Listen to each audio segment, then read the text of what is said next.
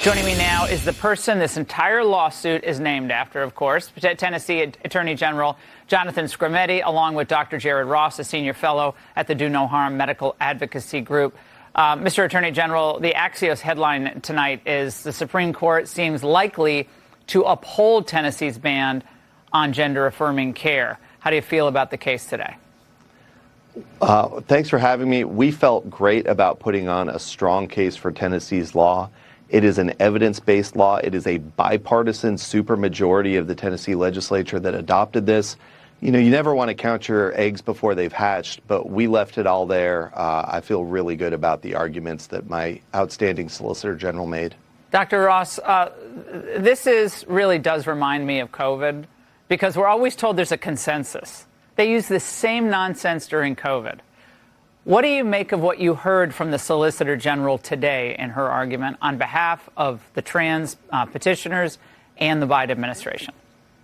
Yeah, Laura, thanks for having me on. There's clearly not a consensus here. There's not a consensus domestically, as we see groups like the American Society of Plastic Surgeons speaking out against these practices. And there's not a consensus internationally. We've seen the UK walk back on this and ban it, Finland, Sweden, Belgium as well. So there's no consensus here. Now, Jonathan, Justice Sotomayor wants the courts to step in and take this over. Watch. When you're 1% of the population or less, very hard to see how the democratic process is going to protect you. Well, Your Honor, you blacks were a much larger part of the population, and it didn't protect them. It didn't protect women for whole centuries.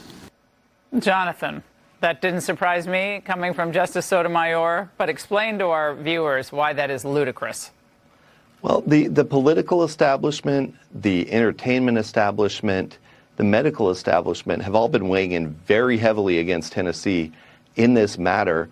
If you look at the number of members of Congress who have weighed in, if you look at the federal regulations under the Biden administration that go the other way, it is ludicrous to say that transgender Americans don't have political power. They've been extremely aggressive in asserting that power, which is why you're seeing all this pushback now. And Dr. Ross, Americans across the country, I think they scratch their heads when they see this. They see these poor children being put forth on panels on other networks, obviously hearing over some period of time the lines that they're either getting at school or from their parents about what this really is. And they're just pawns in all of this. It is an absolute heartbreak to see it, but the propaganda is real.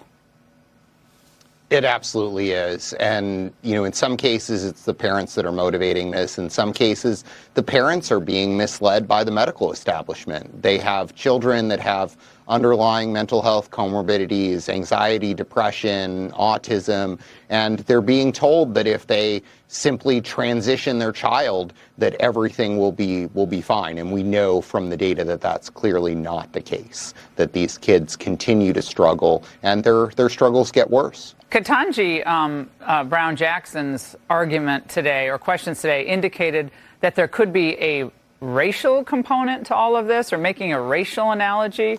I believe, Jonathan, your reaction to that? Well, I mean, I think this doesn't fit well into traditional equal protection analysis because boys and girls are fundamentally physically different. Justice Ginsburg recognized that. And so it's hard to say that you're discriminating by not letting boys and girls use each other's hormones because you're focused on the harm that is caused by the cross-sex hormones. And it's not a matter of depriving someone of anything. It's just a fundamental reflection of the fact that boys and girls have different physiology, and that's what we're fighting against. No, and I want everyone tonight to understand this is a multi-billion-dollar industry, and that's part of what's going on, too. It's globally an industry, and in the United States, it became an industry until smart governors began to step up and smart state legislatures. Jonathan, Dr. Ross, thank you both. All right, fed up Chicago residents.